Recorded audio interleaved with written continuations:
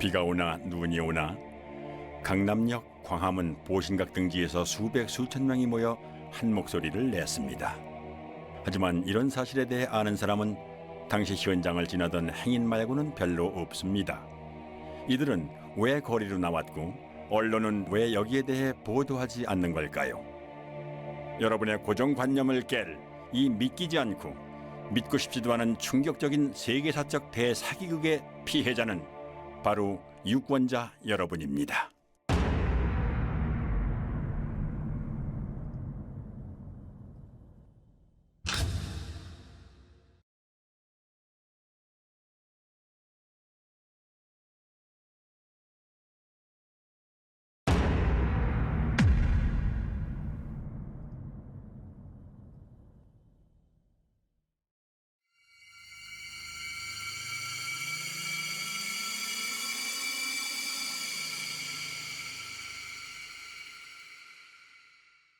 총선을 1년 앞둔 시점, 대통령 선거에서 우리가 재집권을 함으로써 앞으로 100년 한반도 평화를 가져오는 이 발언이 있고 3개월 뒤 더불어민주당의 싱크탱크인 민주연구원의 양정철 원장이 중국 공산당 중앙당교와의 협력 방안을 논의하기 위해 3박 4일 일정으로 중국을 방문했습니다. 伟大光荣正确的中国共产党万岁！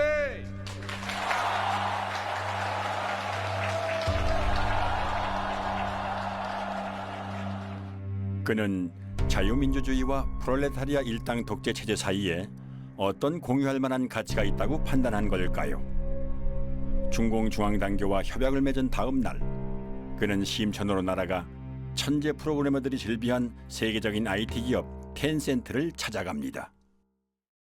4.15 총선 한 달 전 전문가 11명의 예측 결과 민주당의 승리를 점친 전문가는 5명, 당시 야당인 통합당의 승리를 점친 전문가 역시 5명, 판단 유보가 1명이었을 정도로 예측 결과는 백중세였습니다. 선거 닷새 전 저는 하여튼 범진보 180, 민생당까지 다 합쳐가지고 비례를 받는 경우에 그것이 불가능한 것은 아니다. 이렇게 보고 있습니다. 와. 선거 하루 전 유시민의 발언을 의식한 탓일까요? 이근형은 지역구 목표를 130석 플러스 알파라고 밝히고 유시민이 말한 180석을 꿈의 숫자라고 표현합니다. 저희가 쉽게 예측하기는 어려운데 지역구에서는 130석 정도를 어느 정도 안정적으로 확보할 수 있지 않나. 그리고 거기에 이제 플러스 알파를 좀 기대하고 있습니다. 180석이라고 하는 것은 저희 입장에서는 굉장히 한마디로 꿈의 숫자입니다. 한마디로 꿈의 숫자입니다.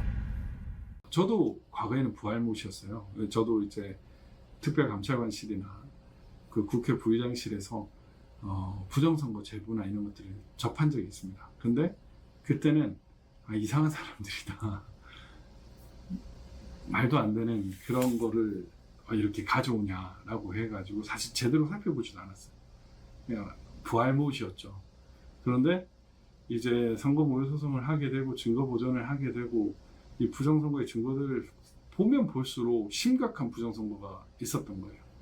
4월 15일 제21대 국회의원 선거일 출구조사 결과가 발표됩니다. 예상 외의 압승에 어안이 벙벙했던 걸까요? 민주당은 패한 쪽이라고 봐도 될 정도로 경직된 분위기입니다. 이근형 역시 환희에 찬 승자의 모습과는 거리가 있습니다. 민주당은 예상을 훨씬 뛰어넘어 그 꿈의 숫자를 현실로 만듭니다. 선거 다음 날 아침 이근형은 SNS에 전략기획팀의 예측이었다며 광역별 판세라는 표를 올렸는데 큰 논란이 일자 바로 삭제합니다.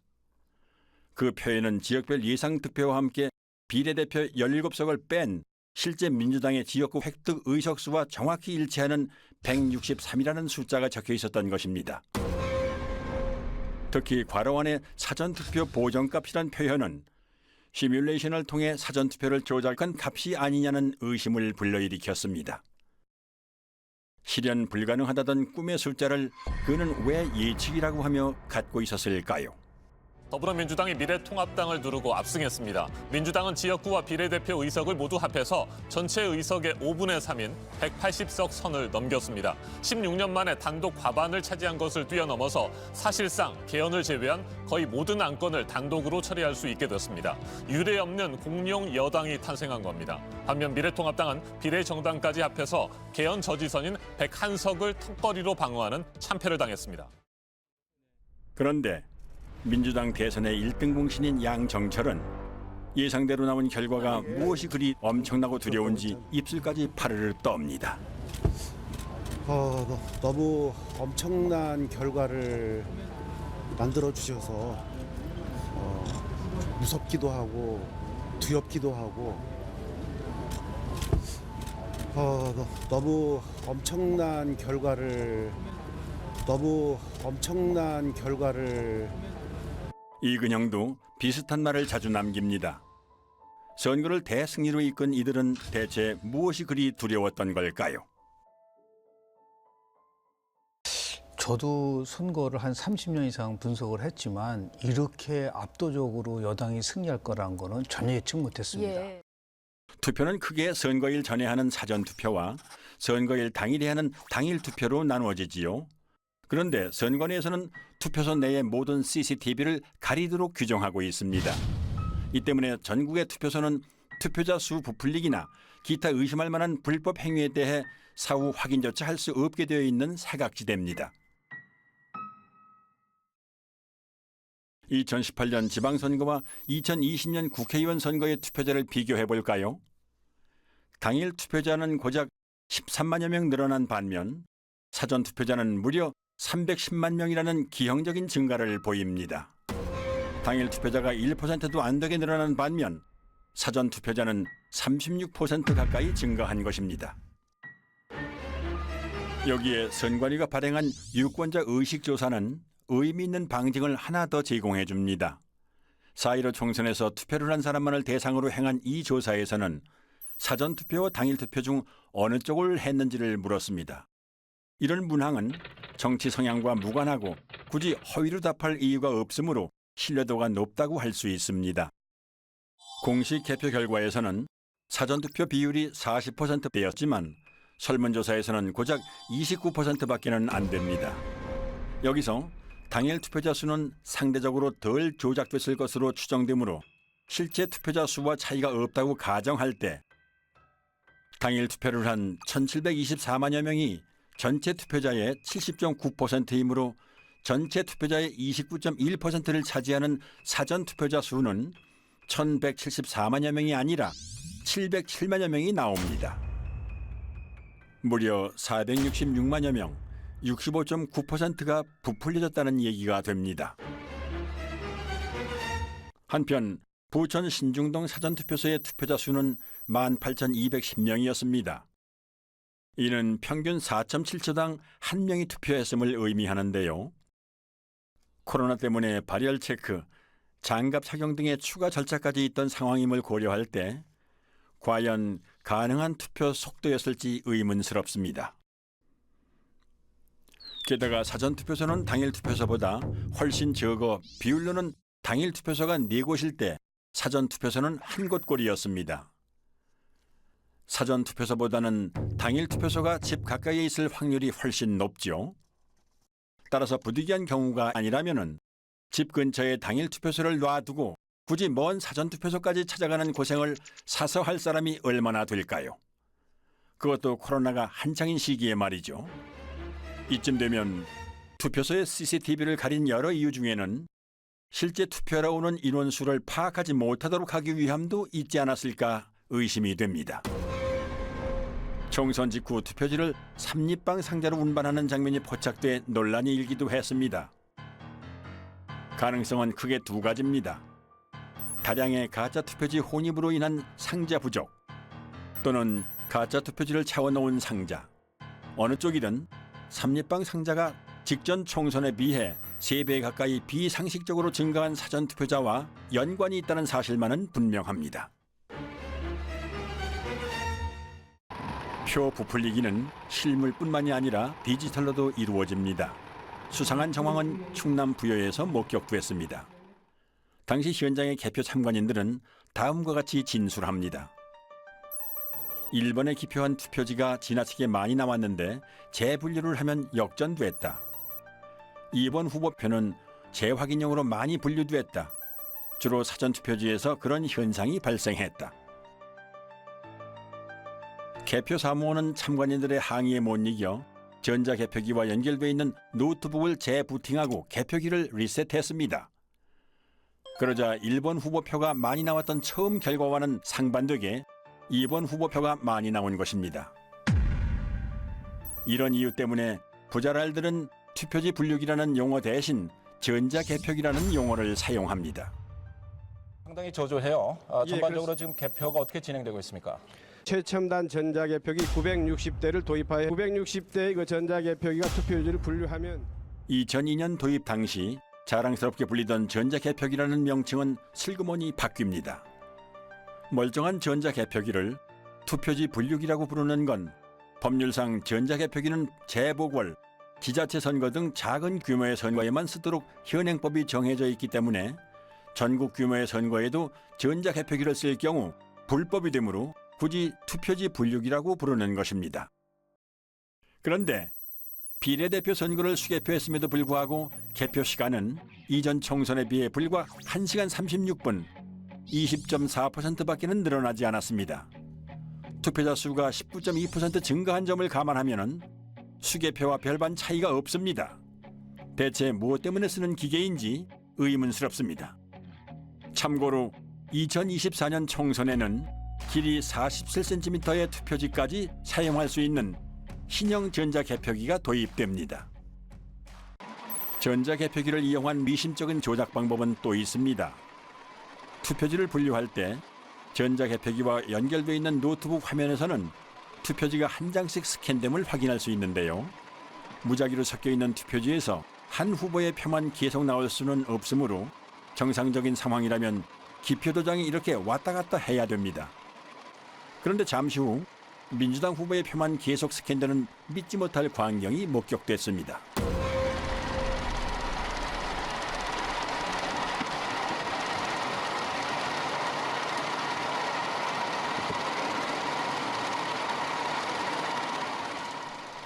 그리고 이런 장면은 부산에서도 참관인의 카메라에 잡힙니다.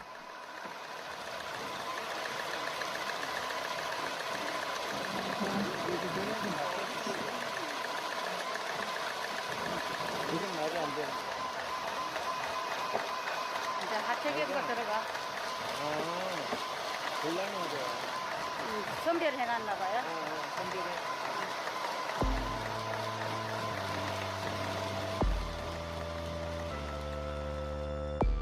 과연 재확인 목적이 맞을까요?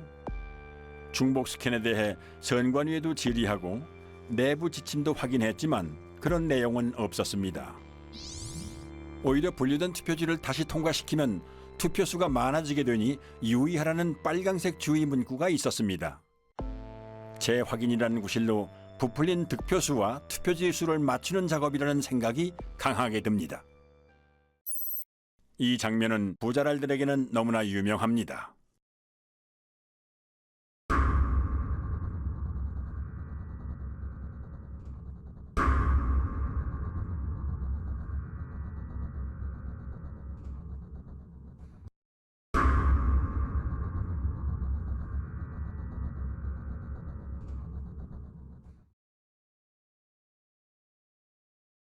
그리고 이 개표소에서는 빳빳한 투표지, 이른바 신권 투표지도 목격됩니다.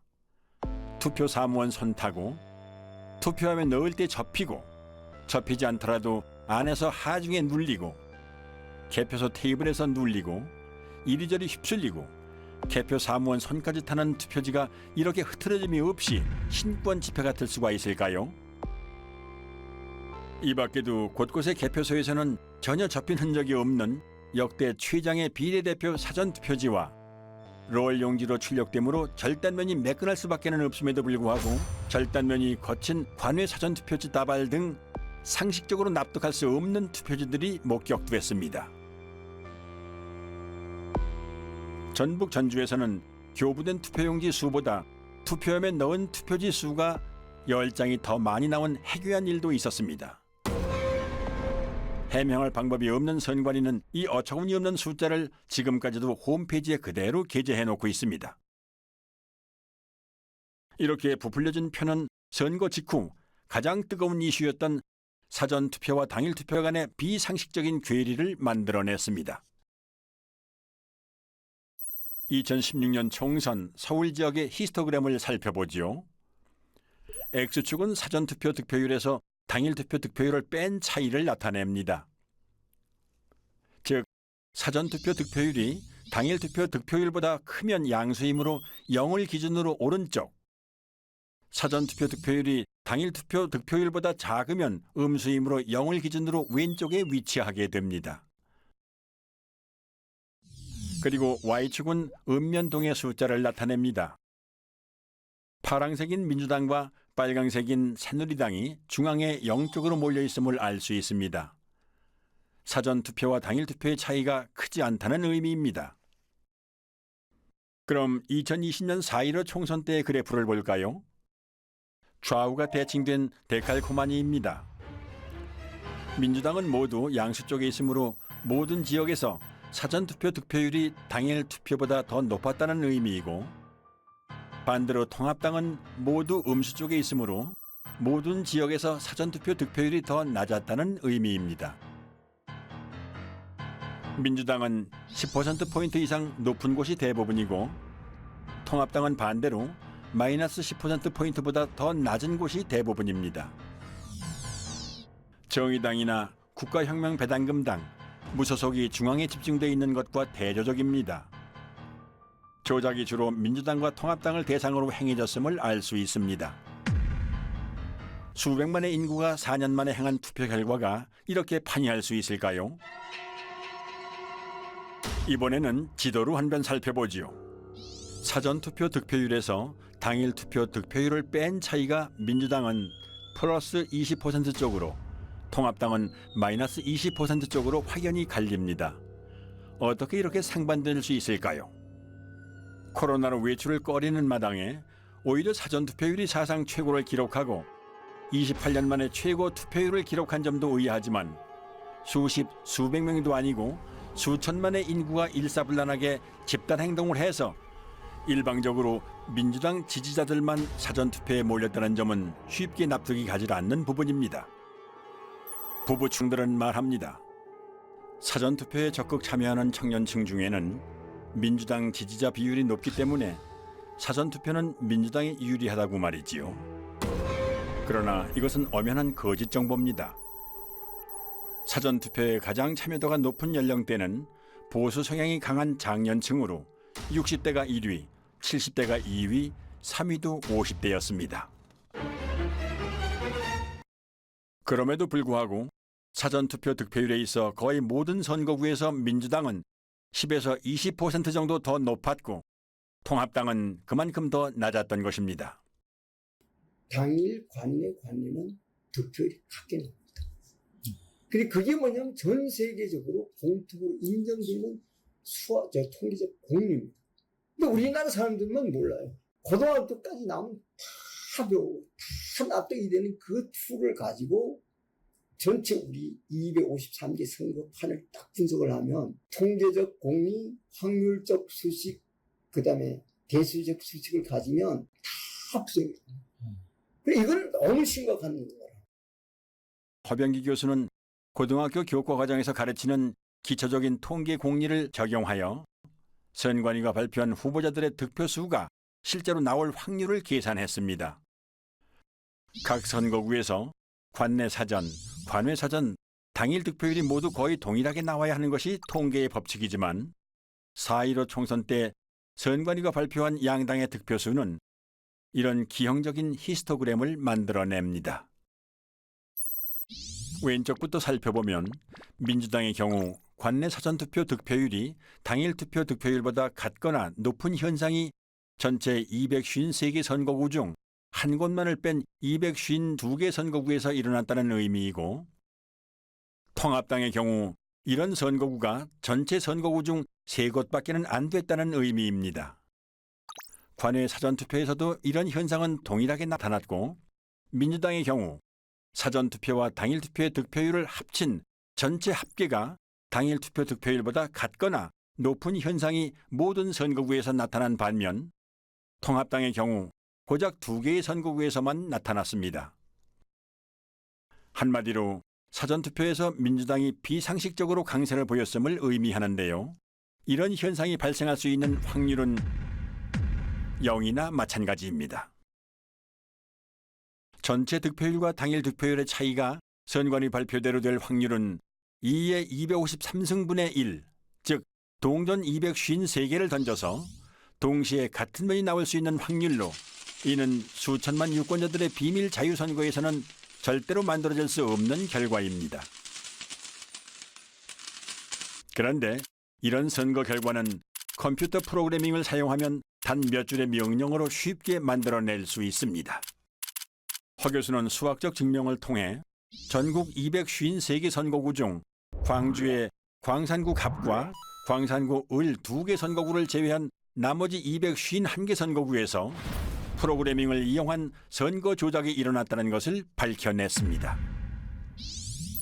조작 없이 유권자의 투표를 그대로 반영한 광주 광산구 을의 경우 당일 관내 사전, 관외 사전 전체 득표율이 거의 동일한 것을 볼 수 있습니다. 하지만 조작 프로그램으로 가짜 득표수를 만들어낸 인천 연수구 을의 경우에는 민주당 후보의 경우 당일보다 관내 및 관외 사전 득표율이 높고 통합당 후보의 경우 사전 투표보다 당일 투표 득표율이 더 높은 것을 알 수 있습니다. 이 그래프는 통합당과 민주당의 당일 득표율 차이에 대해 양당의 당일 투표와 사전 투표를 합친 전체 득표율 차이의 변화를 보여주는데요. 따라서 X축과 Y축이 모두 양수인 일사분면은 통합당이 당일 투표에서 이기고 당일 투표와 사전 투표를 합친 전체 득표에서도 이긴 경우, 이사분면은 당일 투표에서 지고 전체 득표에서는 이긴 경우, 삼사분면은 당일 투표에서 지고 전체 득표에서도 진 경우, 사사분면은 당일 투표에서는 이기고 전체 득표에서는 진 경우를 의미합니다. 선관위 전산 조작 프로그램의 목표는 당일 투표에서 이기고도 전체 선거에서는 지는 통합당 후보들을 더 많이 만들어내는 것입니다. 즉, 원점을 지나고 기울기가 1인 정상적인 선거 그래프의 Y절편과 기울기를 움직여서 사사분면에 위치하는 선거구를 많이 만들어내는 것입니다. 이 밖에 로이 킴은 추단법을 이용하여 선거 데이터 속에 Follow the Party라는 특정 문자열이 숨어 있다는 사실을 발견해냈습니다.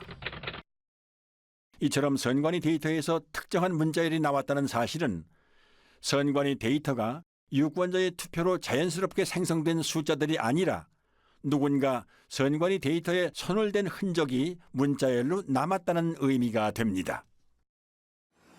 프로그래머들은 본인의 작업물에 쉽게 드러나지 않는 암호를 숨겨놓음으로써 본인이 작업자라는 증거를 남겨두는 경우가 있습니다.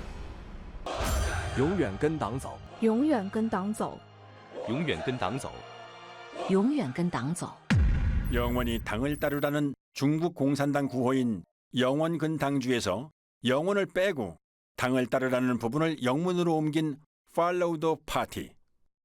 4.15 총선 전 양정철이 중공중앙당교와 협약을 맺은 다음 날 방문한 텐센트 본사 앞의 조형물에는 공산주의를 상징하는 낫과 망치와 함께 당을 따르라는 문구가 새겨져 있습니다. 프로그래머는 매일 오감에 보았을 이 친숙한 문구를 남긴 걸까요? 선거 데이터를 비교하고 분석하기 위해서는 그 데이터를 표준화하는 작업이 필요하다 생각했습니다. 그렇게 표준화 작업을 통해 분석하던 중 규칙성을 발견했는데 그것이 이제 수학적 규칙성이 아니라 언어적 규칙성이 아닐까 하는 호기심에 아스키 코드로 변환하는 과정에서 Follow the Party라는 문자를 발견할 수 있었던 것입니다. 선관위가 발표한 선거 데이터에서 발견되는 데칼코마니 분포, 1차 함수의 기울기 변화와 Y절편의 이동, 특정 문자열의 존재 등은 선거 결과가 인위적인 조작에 의해 만들어졌음을 의미합니다. 재검표 현장에서 쏟아져 나온 충격적이고 비상식적인 투표지들을 잠시 후 보시게 될 텐데요. 이들 가짜 투표지들은 조작된 투표 수와 실물 투표지 수를 일치시키기 위해 황급히 급조하는 과정에서 생겨난 것으로 보입니다. 이러한 데이터 증거들은 살인사건 현장에 남겨진 피에서 검출된 범인의 DNA에 비유할 수 있는데요. 살인사건의 DNA는 국과수의 포렌식을 통해 범죄자를 찾아낼 수 있습니다. 그렇다면 부정선거의 DNA로 범행을 밝힐 수 있는 방법은 무엇일까요? 우선 유권자가 실제로 투표한 실물 투표지 수를 선관위가 발표한 가짜 투표수와 대조해보는 방법이 있습니다. 이는 재검표를 통해 가능하죠. 개표 현장에서 신권처럼 빳빳한 투표지나 측면끼리 붙어있는 투표지가 목격된 것으로 보아 개표 이전 또는 개표 중에 가짜 투표지들이 투입된 정황이 있습니다. 하지만 실시간으로 실물 투표지를 투입하여 그 숫자를 선관위 발표 숫자와 정확하게 맞추는 것은 불가능에 가까운 일입니다. 따라서 전산 조작을 밝혀낸 전문가들은 후보자의 재검표 신청에 의해 투표함 보존이 결정된 선거구의 경우 투표함 전체가 바꿔치기 될 수 있다는 추측을 하기도 했습니다. 아니나 다를까 투표지가 보존되기 전, 심지어는 대법원의 투표지가 보존된 이후에도 투표함 전체가 가짜 투표지들로 통과리가 되었다는 사실이 재검표에서 확인됐습니다. 그 물증들을 잠시 후에 보실 수 있습니다. 그렇다면 이제 커다란 의문이 남습니다. 선거일에 내가 행사한 한 표는 지금 어디에 있는 것인가? 내 지역구에서 당선된 국회의원은 내가 직접 뽑은 게 아니라 선관위 컴퓨터가 뽑은 가짜란 말인가? 유권자의 입장에서는 당연히 이런 심각한 질문을 던져볼 수밖에는 없습니다. 한편 부정선거 범죄의 DNA를 확인할 수 있는 또 다른 방법은 선관위 서버를 포렌식하는 것입니다. 선관위가 발표한 선거 데이터에는 가짜 득표수를 만들어낸 통계적 증거가 남고 서버의 로그 파일에는 그 조작 프로그램을 운영한 흔적이 남기 때문입니다. 선관위는 재검표가 있기 전 추석 연휴를 틈타 서버 이전을 시도했습니다. 모든 서버는 전원을 켜고 끈 기록, 외부로부터의 접속 이력이나 사전 투표용지 발급 이력, 데이터베이스 수정 이력에 이르기까지 컴퓨터가 관여한 모든 사건을 자동으로 남기도록 설정돼 있으므로 가히 핵심 증거라고 할 수 있습니다. 그런데 데이터를 새 서버로 옮김으로써 이 모든 기록을 없애버릴 수 있는 것입니다. 비유를 하자면 휴대폰을 교체할 때 사진이나 연락처만 옮기고 운영체제 업데이트 이력이나 통화 이력 등은 옮기지 않는 것과 마찬가지인 거죠. 한마디로 디지털 포렌식이 불가능해지는 것입니다. 선관위는 서버 교체는 아니라며 보도자료까지 배포하지만 이미 신뢰를 잃은 선관위의 말을 곧이곧대로 믿는 건 어리석은 선택입니다. 이에 인천 연수구 을 민경욱 후보의 재검표 소송을 맡은 변호인단은 중앙선관위 서버에 대해 증거 보존을 신청하지만 기각됩니다. 기습적인 이전 시도를 알아차린 시민들은 선관위 관악청사 앞에서 경찰과 밤새 대치하며 서버 이전을 막기 위해 필사적으로 저항하지만 역부족이었습니다.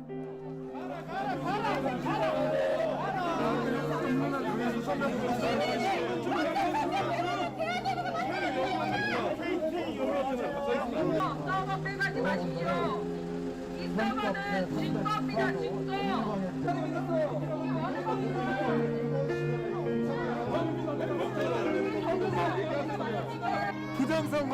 부정선거를 밝히라는 국민들 체포해가고 있습니다.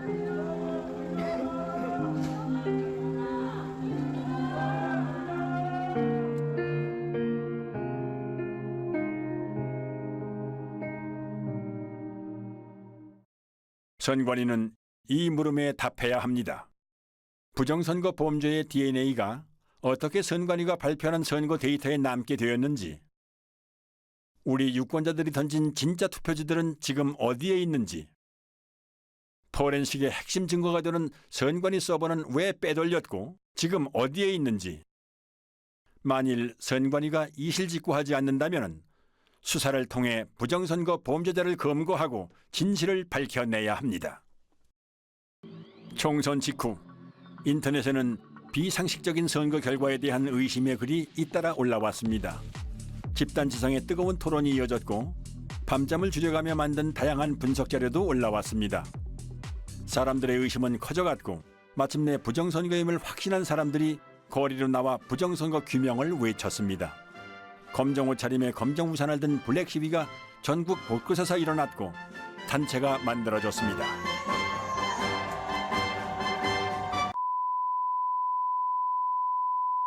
그러나 일부 군소 언론과 소수의 유튜브 채널만이 제 목소리를 낼 뿐 절대 다수의 언론 매체들은 침묵했습니다. 오히려 나무위키 같은 좌편향 사이트나 일부 언론은 음모론으로 폄훼하기까지 했습니다.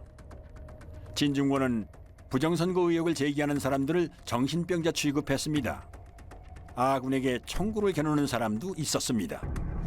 광주 사태 북한군 600명 투입설과 사전투표 조작설은 국가기관의 판단을 부정한다는 공통점이 있습니다.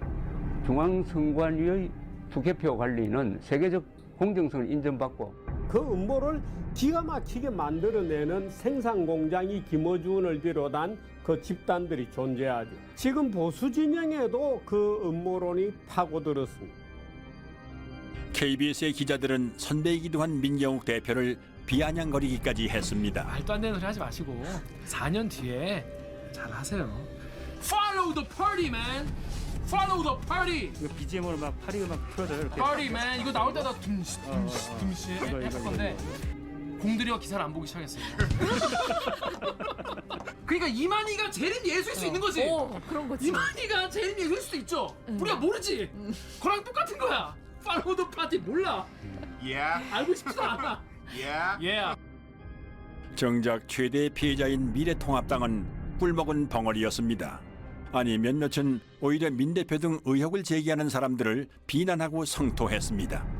민경욱 의원이나 저 같은 사람들은 계속 정치라는 사람들이기 때문에 뭐 이런 정도의 국가적 혼란을 야기했으면은 민경욱 의원이 오르면은 제가 정치 그만두면 되는 것이고요. 뭐 제가 오르면 민경욱 의원이 좀 여기 좀 정치적인 책임을 지셔야 되지 않나 이런 생각이고, 같은 동료 국회의원이 국제 사기꾼이 되는 이런 현상에 대해서는 묵과해서는 안 된다. 조직적인 부정선거를 계획을 했다면 이런 얼빵한 증거를 일부러 남겨두겠냐. 그리고 등에 칼을 꽂았습니다.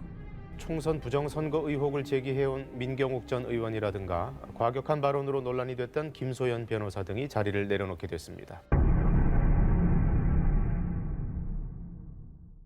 수학적으로 이렇게 분석을 해보면 하면 할수록 이건 부정이다 이런 이야기가 마음속으로 확신이 생깁니다.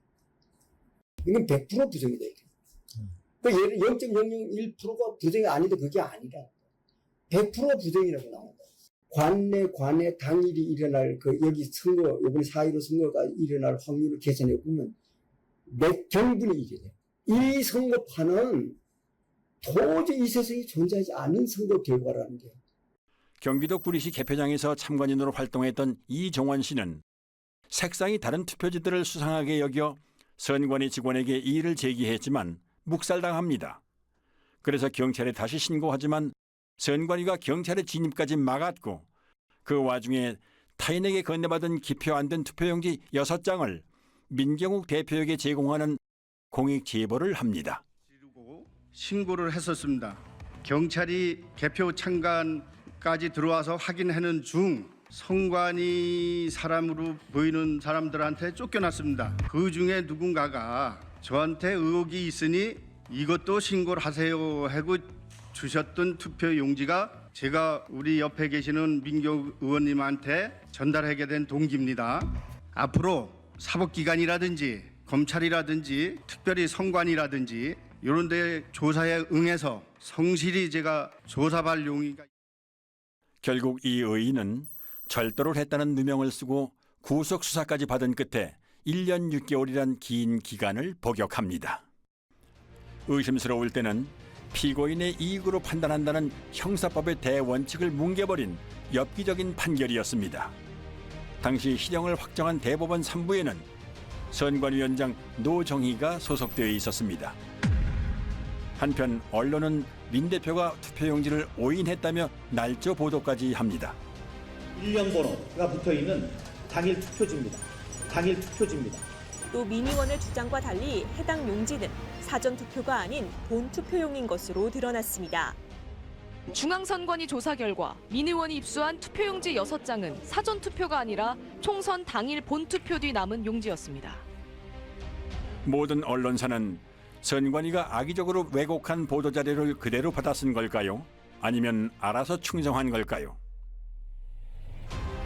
4.15 총선은 누가 봐도 미심쩍은 선거였던 탓에 선거 직후 역대 최다의 선거 무효 소송이 무더기로 접수되었고 부정선거를 줄기차게 주장해온 민경욱 대표는 가장 먼저 소를 제기합니다. 선거에 관한 소청이나 소송은 다른 쟁송에 우선하여 신속히 결정하고 재판하여야 합니다. 소가 제기된 날부터 180일 이내에 처리하라 이렇게 되어 있습니다. 하지만 대법원은 처리 기한을 4배 이상 훌쩍 넘긴 800여일 만에야 이 소송을 처리합니다. 중앙선거관리위원회는 선의의 피해자인지 아니면 부정선거의 주범이며 공범인지 국민들이 지켜볼 것입니다. 그런데 많은 사람들이 공감을 안 하는 게 문제예요. 지금이 어떤 시대인데 이랬단 말이에요. 얼마든지 내년에도 또 신청을 해보겠어요. 해가지고 제가 교육을 시키고 싶어요. 사전투표 절대로 해서는 안 되고. 기다리고 기다리던 인천 연수구을 재검표가 소를 제기한 지 1년도 넘어 마침내 열립니다. 황당하게도 대법원은 사진과 동영상 촬영을 허용하지 않거나 극도로 제한합니다. 선관위는 투표지 이미지 파일 원본은 없다며 사본을 제출합니다. 투표지 이미지 파일이란 투표지가 전자개표기를 통과할 때 스캔되면서 저장되는 파일로 원본 파일을 확인해야만 진위 확인이 가능합니다. 사본에는 이미지 생성 시간 등의 핵심 정보가 없기 때문입니다. 그러므로 사본을 제출한 자체가 파일이 조작된 것임을 자인하는 셈이었습니다. 그런데 다행히도 중국 또는 다른 어디에선가 급조됐으리라 추정되는 투표지들은 품질이 조악하다 못해 엉망이었습니다. 투표관리관 도장의 빨간 잉크가 일장기처럼 원형으로 뭉개져 글자를 제대로 알아볼 수가 없는 이른바 일장기 투표지가 나왔고, 지역구 투표지 하단에 비례대표 투표지 일부가 인쇄된 배춧잎 투표지도 나왔습니다. 프린터에서 롤 용지로 출력하는 사전 투표지에서는 절대 나올 수 없는 측면끼리 붙은 자석 투표지. 아니 동영상 촬영해도 되나? 네네네. 제가 그 권한. 아 그래? 지금 계속 촬영 중이에요. 됐습니까? 이거 안 띄워준다. 어머나 이게 뭐야? 안 띄워진다 이거. 이 접촉면을 자세히 한번 찍어볼게요. 이게 어떻게 붙어 있는지. 이렇게 하니까 떨어지네. 비지미 또는 이발이라고 불리는 재단 잔여물을 달고 있는 투표지. 이거는 자르다가 만 거 같아요. 네, 제가 지금 동영상 찍었습니다. 이거 한번 뒤집어 주실 수 있나요? 계속 카운팅가. 이것도 네. 옥년 이동이네요. 네. 이것도 옥년 이동인 거 아니에요? 네네네. 그럼 저희가 옥년 이동.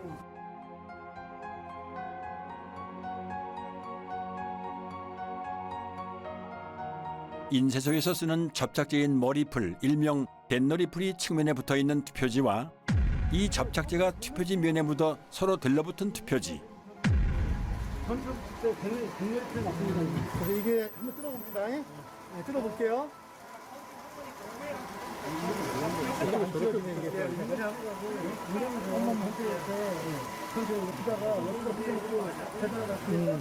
뭐 이건 별도로 계산하면 될 것 같아요. 새 지폐처럼 빳빳한 신권 투표지. 투표지를 촬영 못하게 노트를 올려놓고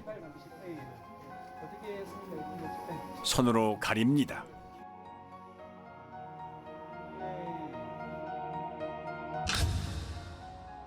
한쪽 여백이 아예 없는 것으로도 모자라 기표란 일부가 잘려나간 투표지, 테이프로 보수한 투표지, 스캔한 투표지를 다시 인쇄한 흔적.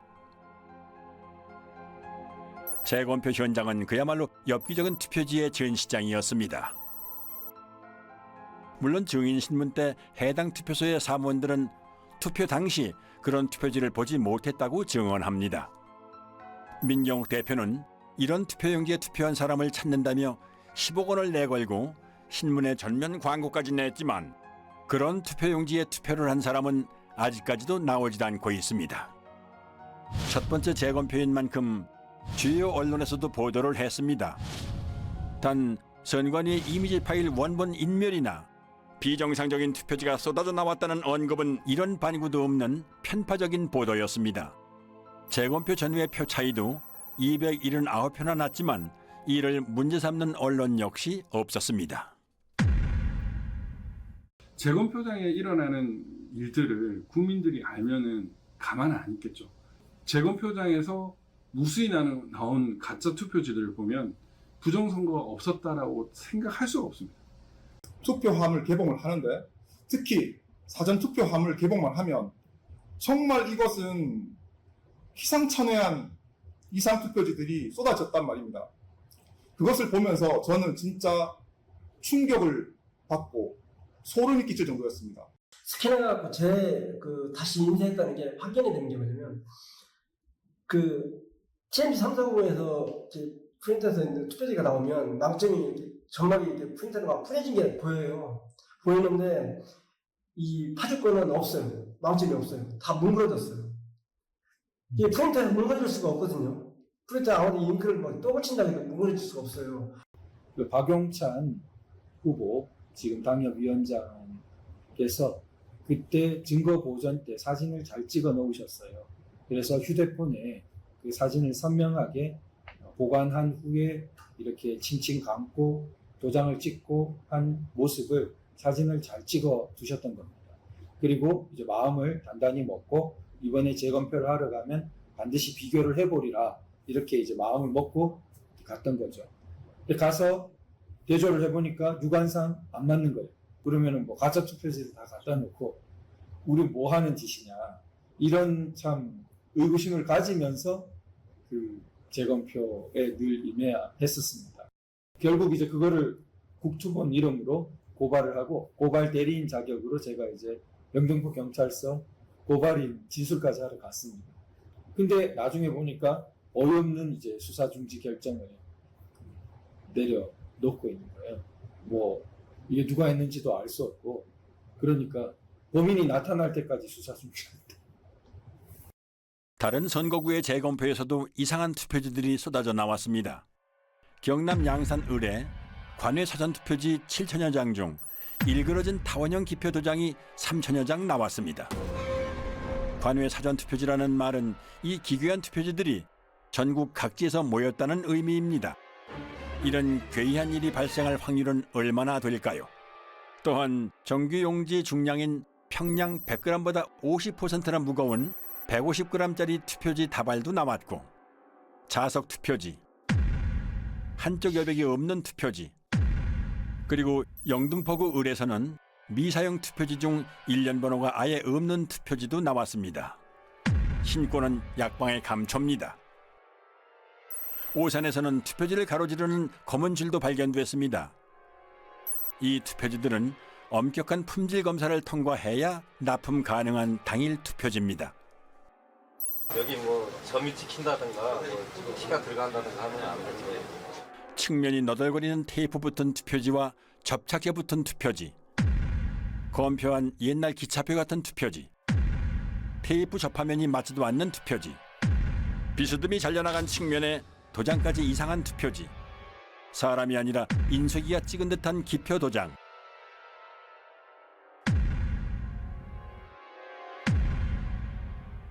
측면에 붙어있는 머리풀, 누더기 투표지, 투표관리관 도장이 없는 투표지도 발견됐습니다. 파주에서는 지역구와 비례대표 인쇄 내용이 함께 찍힌 배춧잎 투표지도 2장 더 나왔습니다. 그리고 자석 투표지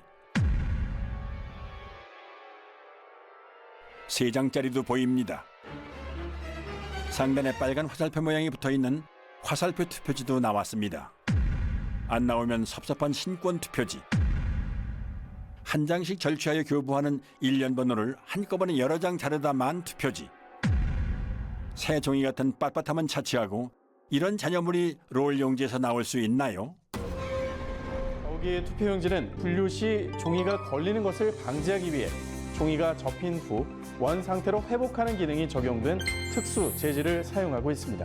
접힌 자국이 없는 투표지가 돈다발처럼 묶여 다량 발견된 것이 선거 결과 조작의 증거는 될 수 없습니다. 선관위의 궤변대로라면 이런 투표지들은 모조리 가짜 투표지가 되겠군요. 주요 물증에 대한 보충 설명입니다. 화살표 투표지는 QR코드가 있으므로 사전 투표지입니다. 사전 투표용지는 롤 용지를 사용해 출력하죠. 롤 끝에는 용지가 풀리지 않도록 고정하는 스티커를 붙여놓는데 이 부분이 그대로 사용된 것입니다. 얼마든지 재발급이 가능한데 굳이 이런 투표용지를 교부할 사무원이 있을까요? 일장기 투표지는 투표관리관이 선수 도장을 날인하는 당일 투표지입니다. 관리관이 사용하는 도장은 잉크가 내장돼 있어 인주가 불필요한 만년 도장인데요. 아마도 사용법을 모르고 인주를 묻혀 찍는 바람에 일장기에 붉은 원처럼 도장이 뭉개진 투표지입니다. 참고로 일장기 도장은 송도 이동 제6투표구의 총 투표지 1974장 중 1000장 이상이 나왔습니다. 1000장을 날인하려면 무려 6시간이나 걸리는데요. 물론 그 긴 시간 동안 그런 도장을 찍은 사람도 그런 투표지에 투표를 했다는 사람도 나타나지 않았습니다. 정상의 투표용지라면 좌우 여백이 균등해야 합니다. 선관위가 팩트체크라는 이름으로 올려놓은 영상부터 보시죠. 투표용지의 좌우 또는 하단 여백이 불균형하게 인쇄된 투표용지가 발견됐다는 이유 들면서 이게 유조 투표지 대량 인쇄의 증거라는 주장이 있었는데요. 대법원은 투표용지 발급기에 장착된 라벨 프린터에 종이를 정렬하는 가이드의 위치가 잘못 설정되었거나 공급용지를 한쪽으로 치우치게 투입하거나 커팅되면서 좌우 또는 상하 여백이 다른 투표용지가 생성될 수 있다고 판단했습니다. 투표지 위조는 없었다. 선거 이슈 팩트체크였습니다. 선관위 직원들은 선거 여러 날 전에 투표용지를 모의 출력해보고 사전투표 전날에도 최종적으로 모든 프린터에서 모의 출력을 실시하여 이상 유무를 점검한 뒤 프린터를 봉인합니다. 그리고 사전투표 당일 아침 봉인을 제거한 후 그 설정 그대로 사용합니다. 게다가 모든 투표용지의 폭은 100mm 불변이므로 위치를 한 번 설정해 놓으면 가이드에는 아예 손을 댈 필요가 없습니다. 그런데 이런 투표지가 나올 가능성은 얼마나 될까요? 그리고 이 프린터는 이렇게 소형 라벨까지 출력하기 때문에 좌우가 1mm만 틀어져도 불량품이 될 수 있으므로 가이드가 움직이지 않도록 고정해주는 레버가 있습니다. 올리면 풀림 상태, 내리면 잠금 상태가 되지요. 그런데 선관위는 여기 한술 더 떠 아예 레버를 글루건으로 고정을 시켜놓고 사용해왔음이 확인됐습니다. 레버 위에 반투명한 물질이 접착제입니다. 조금 전 선관위의 해명 동영상에도 레버 위에 접착제가 확인됩니다. 아무리 좌우 여백을 다르게 찍고 싶어도 찍을 수 없는 프린터를 가지고 그런 어이없는 여백 불량 투표용지를 찍어냈다고 사기를 친 겁니다. 더욱이 제조업체 매뉴얼에는 노랑 부분이 인쇄 영역이고 좌우 여백이 각각 2mm라고 명기되어 있습니다. 실제로 투표용지의 가장자리에는 바탕색이 인쇄되어 있지 않음을 알 수 있습니다. 그렇다면 이런 투표용지는 대체 어디에서 어떻게 찍어낸 걸까요? 그럼 마지막으로 배추잎 투표지 선관위 영상부터 보시죠. 지역구 사전투표용지 하단에 비례대표 사전투표용지 내용 일부가 인쇄돼서 마치 배추잎처럼 보이는 투표지가 발견되었고 이게 대량 유조 투표용지 투입의 증거라는 주장이 있었습니다. 이때 지역구 투표용지가 완전히 배출되지 않은 상태에서 투표용지를 받기 위해 출력 부분에 손을 대고 있는 경우 지역구 투표용지가 안쪽으로 밀리면서 하단의 비례대표 투표용지 내용의 일부가 겹쳐서 출력될 수 있다는 사실이 대법원 재판 감정 과정에서 확인됐습니다.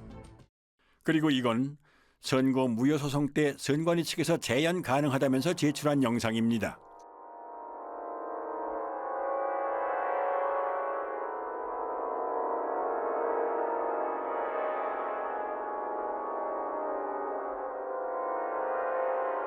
발상은 참신했지만 반박 불가한 여러 증거가 투표지에 남아 있었습니다. 선관위에서 사용하는 사전투표용지 발급기는 앱손사의 3색 잉크젯 프린터입니다. 잉크젯 프린터는 헤드가 좌우로 움직일 때 헤드에 달린 노즐에서 서너 가지 색의 잉크가 일제히 분사되어 색을 만들어내지요. 반면 가짜 투표지 인쇄에 쓰인 인쇄기는 순서에 따라 한 색상씩 개별적으로 찍어냅니다. 즉, 잉크젯 프린터는 여러 색을 동시에 찍어내지만 인쇄기는 색상별로 차례대로 찍어낸다는 커다란 차이점이 있는 것입니다. 옅은 색으로 인쇄된 파랑, 노랑, 녹색 부분이 보이시죠? 비례대표 투표용지 색상인 녹색은 파랑과 노랑이 섞여 만들어지는 색이죠. 그런데 이 투표지의 파랑과 노랑은 왜 서로 다른 위치에 찍혀 있을까요? 앞서 설명드린 대로 잉크젯 프린터로 녹색을 출력하려면 파랑과 노랑을 동시에 동일한 위치에 분사해야 하므로 이 투표지에서처럼 두 색상이 각기 다른 위치에 찍히는 일은 결코 일어날 수 없습니다. 즉, 이 파랑과 노랑은 인쇄소 인쇄기에서 파랑을 먼저 찍어낸 후에 노랑을 찍어내는 과정에서 발생한 흔적으로 인쇄소에서 찍어낸 가짜 투표지라는 결정적인 증거가 되는 것입니다.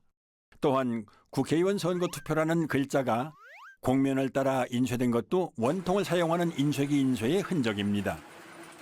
평면으로 배치된 잉크젯 프린터의 노즐에서는 일직선으로 배열된 글자가 곡면으로 출력되는 일은 일어날 수 없습니다. 그리고 국회의원 선거 투표라는 글자 아래에 선거 투표라는 글자가 중복으로 인쇄되어 있습니다.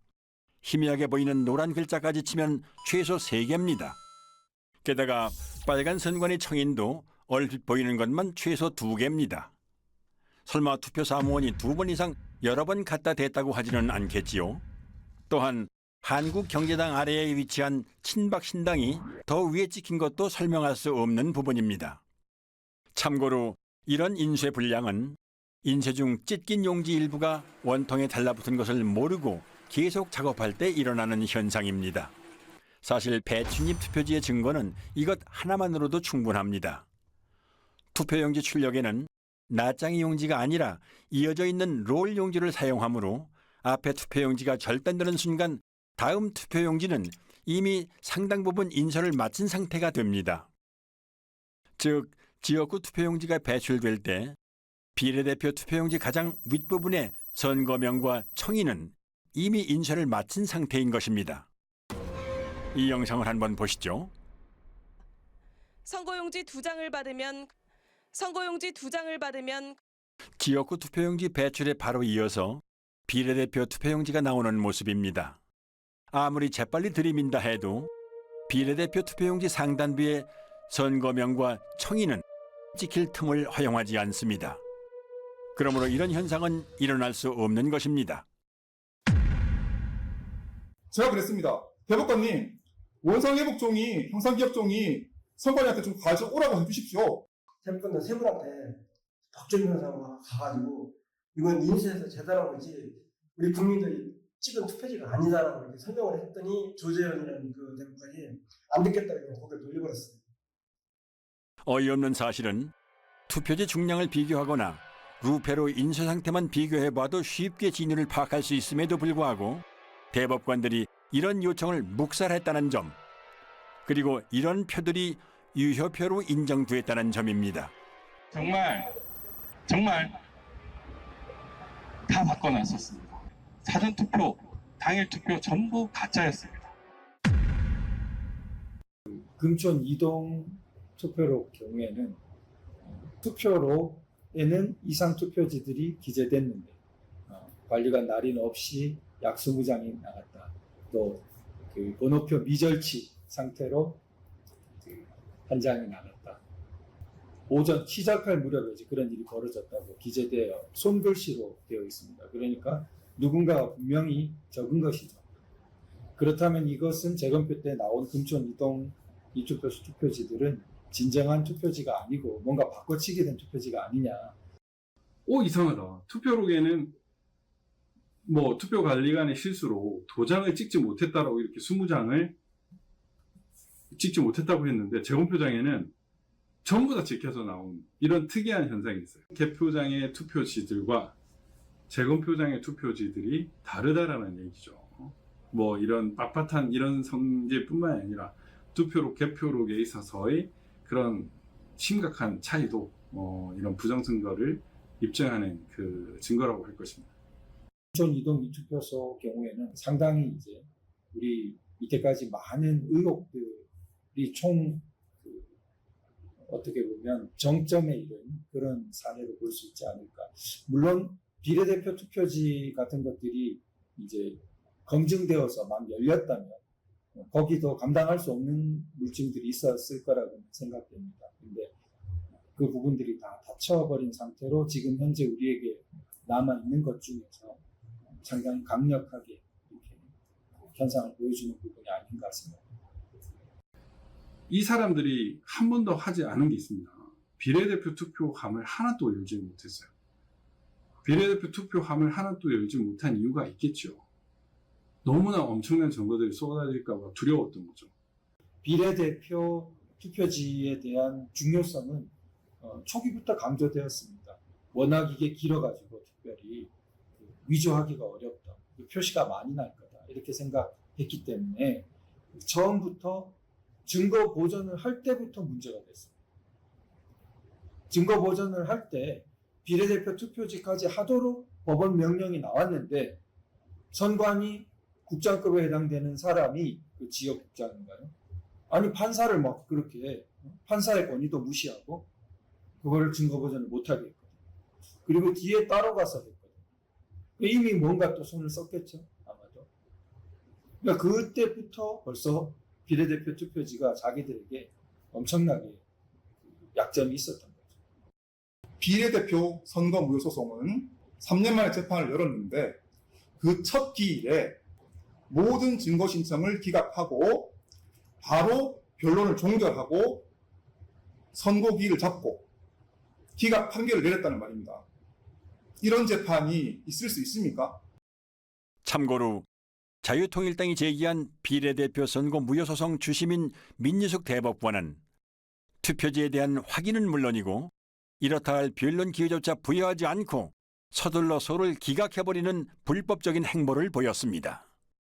민경호 의원이 연설을 제일 마지막 구판할 때 가가지고 제가 참고인으로 설명을 했는데 제가 그 얘기했어요. 이게 부정이 아니다 그러면 전 세계 고등학교 통계학 책을 다 바꿔야 합니다. 그러나 2022년 7월 28일 인천 연수구울 선거무효소송 판결일 천대엽, 조재현, 이동원은 세계 사법 역사에 길이 남을 최악의 판결로 선거무효소송을 기각하며 사법 정의를 도륙합니다. 그들은 누구나 알아챌 수 있을 정도로 허술한 온갖 물증을 무시하며 칼에 지문을 남길 만큼 어리숙한 범인은 없으므로 칼에 지문을 남긴 자는 범인일 수 없다는 황당한 논리로 선관위를 비호합니다. 선거소송의 피고인 선관위원장이 본인의 사건을 직접 재판하는 것은 모순이고 헌법에 위반됩니다.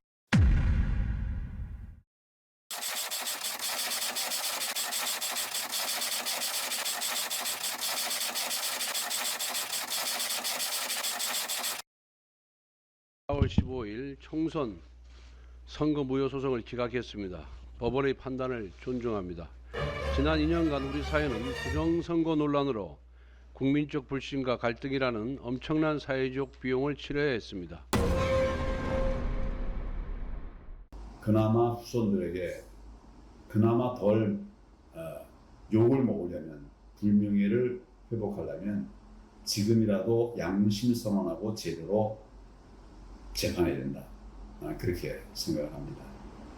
사전투표지나 당일투표지를 불문하고 모두 다 법원에 제출하기 이전에 선관위가 발표한 후보별 득표수에 맞춰가지고 투표자들이 던진 투표지를 모두 다 파쇄 내지 소각 처리하고 인쇄소에 새로 만든 투표지들을 투입해가지고 법원에 제출했기 때문에 빳빳한 신권다발 투표지라든지 배춧잎 사전투표지라는 이런 부정투표지가 나온 거 아닙니까? 그거를 대한민국의 대법관들이 다 아는 겁니다. 알매도 불구하고 본인들이 그냥 덮기로 결정한 겁니다. 그 판결문에서는 그 본드가 떡칠된 투표지 같은 것은 일체 언급을 하지 않습니다. 가장 설명하기 곤란하고 불리한 부분은 아예 이렇게 존재 자체를 묵살해버리는 식으로 편법을 쓰면서 진행했습니다. 증거가 나오잖아요. 그 법조항이 있죠. 예를 들어 선거재판이나 법조항이 있어요. 제가 문외한으로 가봐도 당장 이건 선거 재선거예요. 아까 일정기 예를 든다면 1700 중에서 1000표가 나왔다. 그리고 200표인가 300표가 무표가 나왔어요. 글자 하나도 인식이 안 되는 게 나와요. 그리고 그때 관리 책임자가 나와갖고 나는 그런 사람 찍은 적이 없습니다. 그거 하나만이라도 그 선거는 새로 해야 돼요. 대법관이라는 사람이 그렇게 법조항을 그렇게 많이 다루는 사람들이 다른 말을 붙여서 무슨 그 범인을 찾는 그 말이 안 되는 걸 갖고 그래 난 들어보니까 저는 이제 그 세계가 다른 세계인데 가보면 너무 놀란 거예요. 아 여기는 이런 세계가 여기 또 있구나. 이게 진짜 신기한 세계다. 선거관리위원회가 잘못하면 선관위를 없애면 됩니다. 대법원은 어떻게 할 겁니까? 이 대법원은 죄를 쌓아가고 있습니다. 부정선거를 저지른 사람은 일회성으로 한 번 부정선거를 저질렀어요. 그럼 부정선거를 저지른 사람들을 잡아서 혼을 내면 우리 체제는 튼튼하게 지탱될 수 있습니다. 그런데 지금 이 대법관들이 한 짓은 한 번 저지른 그들의 부정선거를 판결로서 남김으로 해서 판례가 남음으로 해서 우리 사회에 제도로 만들어버렸습니다. 부정선거를 제도로 만든 그 큰 죄, 위헌, 헌법을 유린한 죄, 그 죄의 값은 반드시 물어야 한다고 생각합니다. 적어도 누구나 아마 상식선에서도 그 정도라면 이 선거는 부정이고 무효라고 판결을 해주고 스스로 검찰에다가 고발을 하고 수사 의뢰를 하고 이렇게 해야 되는데 심지어 뭐 대법관들이 검증기일에 촬영한 수많은 사진들을 다 삭제해버리고 동영상이고 녹음이고 다 해놓고 그런 거 주지도 않고 그렇게 불투명하고 공정하지 않고 오히려 뭐 범죄자들 돕는 이런 식의 행동을 하는 분들은 아마 스스로 그 자리에서 물러나고 그 나머지 여생을 정말 좀 반성하시면서 살아가는 게 그게 인간된 도리라고 생각이 되거든요. 그럼 2022년 대선은 어땠을까요? 많은 부자랄들이 얘기합니다. 애국 시민들의 적극적인 선거 감시 활동이 없었더라면 이재명이 대통령이 됐을 거라고 말이죠. 물증뿐만이 아니라 데이터도 부정선거임을 말해줍니다. 사전투표는 이재명 승리, 당일 투표는 윤석열 승리. 이제 이 정도로는 놀랍지도 않습니다. 서울의 투표 결과를 보면 더 가관입니다. 서울의 당일 투표에서 이재명이 이긴 동은 6.3%에 불과했습니다. 93% 동에서 윤석열이 이겼다는 얘긴데요. 4.15 총선 때와의 투표자 비교입니다. 기형적으로 증가한 유령 사전투표자들이 이재명에게 몰표를 주었기 때문에 초박빙 승부가 연출됐던 것입니다. 두 후보 간의 지지율 격차가 벌어진 데다가 막판 안철수 후보와의 단일화까지 있었기 때문에 선거 조작 세력의 유일한 선택지였던 박빙 승리의 시나리오가 애국 시민들의 선거 감시 덕분에 무력화된 것이지요. 칼로 자른 듯 사선으로 절단되어 있고 선까지 인쇄되어 있는 사전투표 용지는 어디에서 찍어낸 걸까요? 그리고 떼인 흔적이 남지 않는다면 봉인지는 왜 붙이는 걸까요? 다들 보셨죠? 참가자들. 네. 어이가 없네, 어이가. 아니, 봉인지를, 모든 분들이 알 수 있도록 봉인지를 테스트한다고 여기에 붙여가지고 이렇게 하면 흔적이 남습니다 했는데 깨끗하게 떨어졌어요. 말이 됩니까? 어이가 없다. 풀 안 남았네요. 죄송합니다. 아, 죄송한 게 아니죠, 그거는. 그러면은, 글자 영어 알파벳이 나오죠. 위에서 밑으로 돼요. 아무데 떼도요. 비는 갈수가 그런 거라서 이거는. 봐요! 이야! 정말! 봅시다. 와, 이거 표시 안 나네? 이거 많이 된다, 이거는. 잠깐, 내가 가서 이의 신청하고 올게요. 한편 아침 6시부터 투표소 앞에서 발열정대를 써가며 투표자 수를 센 시민들은 여러 건의 표 부풀리기를 제보해왔습니다. 서울 강서구 등촌 1동 제4투표소에서 시민이 계수한 당일 투표자 수는 1640명이었으나 선관위 집계는 1782명이었습니다. 이런 제보는 계속됩니다.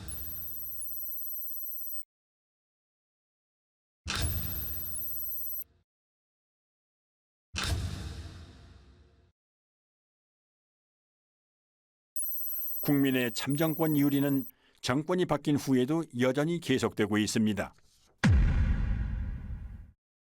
결정권자인 윤 대통령이 부정선거를 수사하라는 그런 지시만 내려주면 순식간에 밝혀질 수 있을 거라고 생각하고요. 이 투표지들을 보면 3구 대선에 이어 치러진 6.1 지방선거 또한 부정이 아니라고 말 못합니다. 이재명이 출마한 인천 계양구 올 국회의원 보궐선거의 빳빳한 당일 투표지들,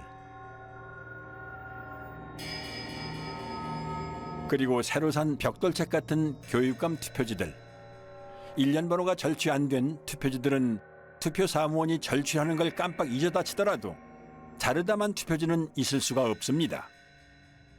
절취하다만 투표용지를 그냥 교부할 사무원, 그리고 그런 투표용지를 받아들고 기표소로 향할 투표자는 유령밖에 없습니다. 연속되는 동일 후보 투표지 투입은 지방선거에서도 포착됩니다. 그런데 세로 줄이 보이시죠? 문제는 이 줄이 있는 투표지들이 각지에서 우편으로 취합된 관외 사전 투표지라는 점입니다.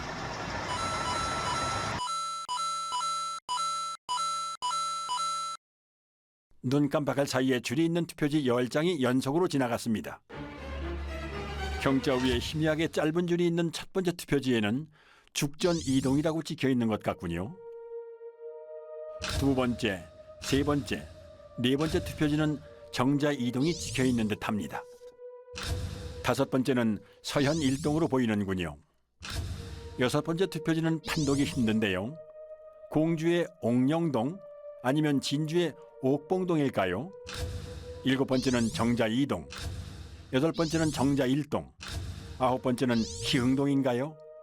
어쨌든 별개의 지역입니다. 마지막 열 번째는 서당 1동처럼 보이는데 정확히 판독은 안 되지만 아무튼 처음 나오는 동입니다. 투표지에 세로줄이 있는 것만으로도 매우 수상한 일인데 각지에서 취합된 세로줄 투표지가 연달아 모여있을 가능성은 얼마나 될까요? 당연히 여러 투표소에 관리관 도장이 찍힌 가짜 투표지를 어딘가에서 한꺼번에 찍어냈다는 증거인 것입니다. 문재인 정부에서 실시한 4.15 총선과는 달리 6.1 지방선거, 국회의원 보궐선거, 교육감 선거는 윤석열 정부에서 실시된 선거들로 정권이 바뀐 후에도 여전히 부정선거가 자행됐다는 정황을 보여줍니다. 따라서 이들 선거에서 부정이 있었다면 마땅히 그 책임은 윤석열 대통령이 져야 합니다. 법학자들, 변호사들 침묵하고 있습니다. 이런 잘못된 진행에 대해서는 잘못된 절차 진행, 잘못된 재판에 대해서는 비판의 목소리를 내야죠. 왜 안 냅니까? 이 시대를 살았던 기자들은 지난 4년의 공백기간, 그 양심의 공백기간, 이 사회의 목탁, 무관의 저항, 칼보다 강한 펜을 휘두르지 못했던 그 자신들의 죄를 앞으로 오랫동안 고백해야 될 겁니다. 이 배준입 투표지로 투표한 사람이 존재한다고 가정을 하지요. 선관위는 QR코드 확인을 통해 이 투표지로 투표한 사람이 누구인지를 특정할 수 있습니다. QR코드 맨 마지막 7자리의 일련 번호가 투표자마다 다르게 부여되기 때문이지요. 사전투표소에 들어서서 본인 확인을 하고 투표용지를 발급받는 순간 투표자와 투표용지가 매칭되고 기표된 투표지는 전자개표기를 통과하면서 누구에게 투표했는지가 컴퓨터에 저장되므로 누가 누구를 뽑았는지를 확인할 수 있는 것입니다. 당일 투표지의 경우 일련 번호가 절취된 상태에서 전자개표기를 통과하므로 익명성이 보장되지만 사전투표지의 경우는 일련 번호 즉 QR코드가 붙어있는 상태로 전자개표기를 통과하므로 사전투표를 한 국민의 정치 성향을 선관위가 파악할 수 있는 것이지요. 설상가상으로 여론조사 업체들은 조사 전화번호를 통신사로부터 직접 받는 게 아니라 선관위 산하에 여심위를 통해 받도록 되어 있습니다. 그러므로 사전투표에서 얻은 정보를 이용하여 여론조사 표본을 편집하는 일은 이론적으로 얼마든지 가능합니다. 입맛에 맞게 편집된 여론조사 표본은 조작된 결과를 만들어내고 이에 영향받은 중도층의 민심은 표심에 반영될 수밖에는 없습니다. 여기에 선거 조작이 더해지면 선거 결과는 특정 정당이 유리하고 기타 정당에는 상대적으로 불리하게 나올 수밖에는 없고 이런 악순환은 시간이 흐를수록 고착화할 것입니다. 이렇게 선관위가 제출한 자료를 보면 투표자가 누구였고 그 사람이 몇 시경에 몇 시 몇 분에 투표를 하러 왔고 그 사람의 주소지가 어디고 이런 것들이 딱 적혀져 있습니다. 결국 QR코드와 그 투표 시간을 이렇게 연동을 하게 되면 누구인지를 바로 확인할 수 있는 그런 상황이더라고요. 결국에는 비밀투표 원칙이 위배되고 있다라는 것을 스스로 자인을 했는데 선관위는 지금도 그걸 부정을 하고 있죠. 지금도 이제 만약 공중파 같은 데서 이런 그 사건을 다루고 국민들에게 알린다면 국민들이 저는 가만히 있지 않을 거라고 생각됩니다. 언론은 선관위의 조작 결과를 무비판적으로 수용하고 재검표에서 쏟아져 나오는 온갖 물증이나 대법관들의 만행을 철저히 외면함으로써 대중의 눈을 가렸습니다. 정치인은 또 어떤가요? 부정선거라 할지라도 나만 당선되면 국가의 존립, 국민의 주권은 내 알 바 아니라는 태도로 침묵, 방관하고 심지어 부정선거를 밝히려는 국민들의 노력을 무시하고 조롱해온 자들은 앞으로 영원히 권력의 무대에서 퇴출되어야 합니다. 한편 헌법과 법률을 수호해야 할 책임이 있는 대법관들은 누가 봐도 뻔한 부정선거 범죄의 증거를 묵살하고 법률로 정해진 재판 절차를 그들 스스로 위반하며 오히려 선관위를 비호함으로써 공정한 재판관이 아닌 선관위의 변호인 노릇을 했습니다. 수사를 통해 그들의 헌법과 법률 위반 행태를 반드시 밝혀내고 법적, 도의적 책임을 물어야 합니다. 만약 선관위의 범죄에 대해 내부 직원이 양심 선언을 했더라면 상황은 어떻게 변했을까요? 양심 선언이 없었더라도 통계학과 등 학계가 소신에 따라 부정선거를 외쳤더라면, 학계가 비겁했더라도 언론이 제 목소리를 냈더라면, 언론이 입을 닫았더라도 정계가 부정선거를 부르짖었다면, 정계가 외면했더라도 대법원이 양심에 따라 판결했더라면, 대법원이 범인과 한몸이더라도 온 국민이 들고 일어났더라면 상황은 어떻게 바뀌었을까요? 이 보이지 않는 거악의 카르텔을 무너뜨리지 않는 한 이 나라의 자유민주주의 회복은 불가능합니다. 윤 대통령의 대선 후보 시절 박주선 전 의원은 직언을 쏟아냅니다. 모든 갖가지 증거를 종합해 볼 때 부정선거가 광범위하게 자행이 됐다 하는 의혹을 지을 수가 없습니다. 실제로 검토 결과 몇 장의 투표용지를 보니까 경악을 금할 수가 없었습니다. 재작년 4.15 총선 때 사전선거가 좀 부정 의혹이 있지 않는가 걱정을 많이 하고 계시는 거 알고 있습니다. 부정선거를 만약에 획책한다면 이 나라에서 살 수 없게 해야 되지 않겠습니까? 윤 대통령도 뭐 평생 검사 생활 하시던 분인데 저는 그분이 이제 살아온 이력이라든지 맡은 바 이런 걸 통해 가지고 이런 걸 그냥 묵인하고 넘어가지는 않으라고 생각되거든요. 그리고 기대를 많이 합니다. 하고 다만 이제 워낙 큰 일이라서 신중하게 정치적으로 뭔가 잘 해야 되겠죠. 그래가지고 정말 나라가 혼란 없이 이렇게 불의와 부패한 데 관여된 사람들은 지위 고하를 막론하고 일단 그 직에서 배제하고 또 조사해가지고 그 응당한 책임을 처벌을 받도록 하고 또 그 제도는 다시 개혁을 해가지고 국민들 누구나 이렇게 신뢰하는 선거제도를 다시 마련해야 될 걸로 생각합니다. 윤석열 대통령은 대선 후보 시절 유세에서 한 약속을 지켜주기 바랍니다. 비상식적인 통계적 증거와 숱한 물증이 나왔음에도 수사에 착수하지 않는다면 정부 수반 또한 공범입니다. 부정선거의 줄임말인 부선은 단순한 말줄임 외에 유권자 스스로가 뽑는 선거가 아니란 의미도 있습니다. 당선된 최고인민회의 대의원들을 다음과 같이 보도한다. 제2로 만경대 선거구 한송국 북한이나 다름없이 선관위가 당선자를 결정짓는 선거.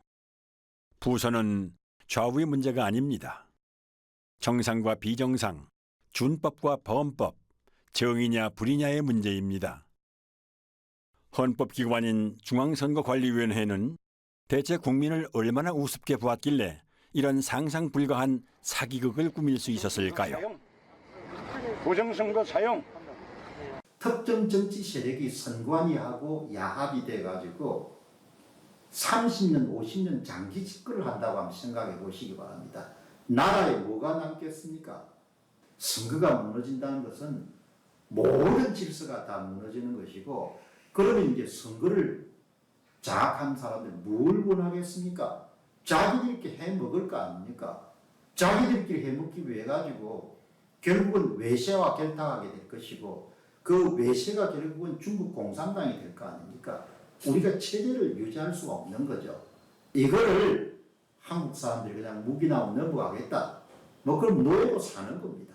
예. 여론 조작으로도 모자라 국민의 참정권까지 도둑질하는 보고도 믿기지 않는 사상 최악의 범죄 카르텔.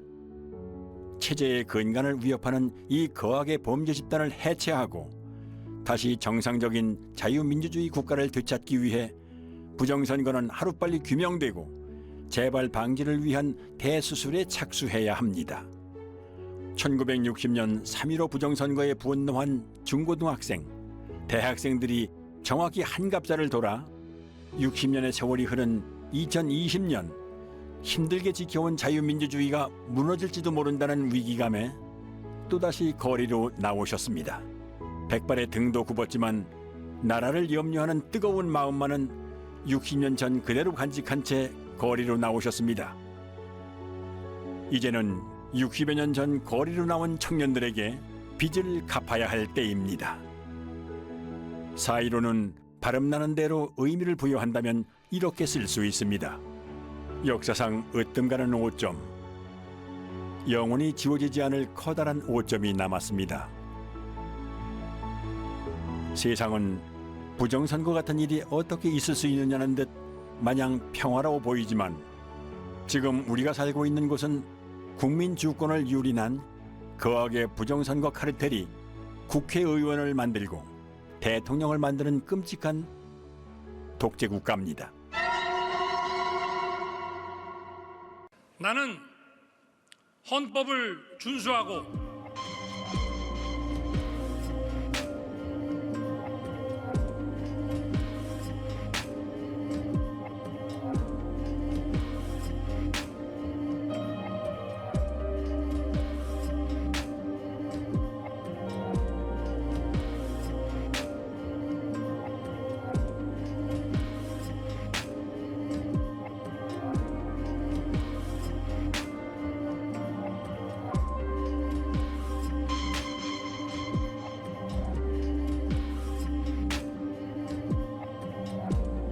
문재인 대통령은 청와대에서 천대엽 신임 대법관에게 임명장을 수여했습니다. 문 대통령은 환담에서 평생을 모범적으로 살아온 법조인이자 사법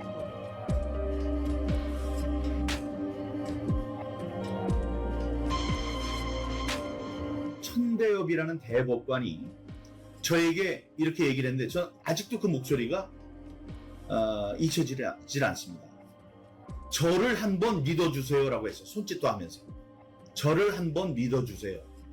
안타까운 것은 우리 국민들이나 변호사들, 법조인들은 메이저 언론에서 보도를 해주는 것만을 사실이라고 인식하는 그런 경향이 있습니다.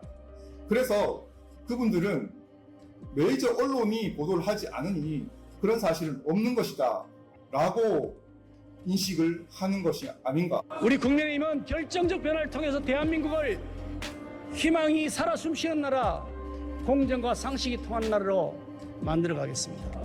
새로운 국민의 나라로 만들겠습니다. 선거 때마다 단골 손님처럼 등장하는 부정선거 논란은 우리가 70년 동안 어렵게 꽃피워온 민주주의 정신을 위협할 뿐만 아니라 사회 통합을 저해한다는 점을 뼈아프게 생각해야 합니다. 정치인은 주권자의 대리인입니다. 국민이 맡긴 권력은 오직 국민만을 위해 사용되어야 합니다. 서러운 국민의 눈물을 닦고 절망하는 국민들께 꿈과 희망을 드려야 합니다. 말 같지가 않아서 응대를 안 하려고 했었는데 좀 선거가 있었다 이렇게 이야기를 하는데요.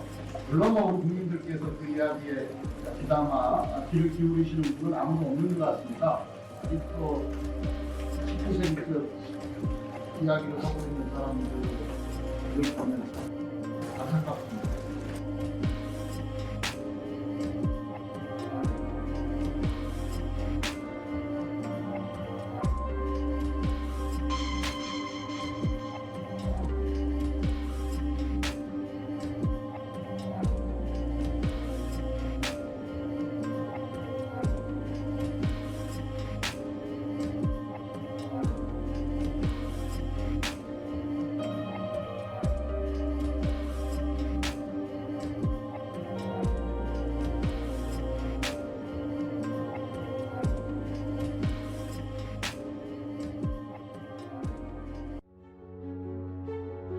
수사를 통해 부정선거의 진상을 규명하고 관련자를 처벌하고 잘못된 선거 제도를 뜯어고쳐 우리의 권리를 되찾고 나라를 바로 세울 것인가? 아니면 부정선거 카르텔에 우리의 주권을 통째로 빼앗긴 채 우리 자녀들까지 대대손손 그들의 노예로 살게 할 것인가? 이제 이 나라의 주권을 가진 우리가 선택하고 행동에 나설 차례입니다. 헌법의 문구를 다시 상기합니다. 대한민국의 주권은 국민에게 있고 모든 권력은 국민으로부터 나온다.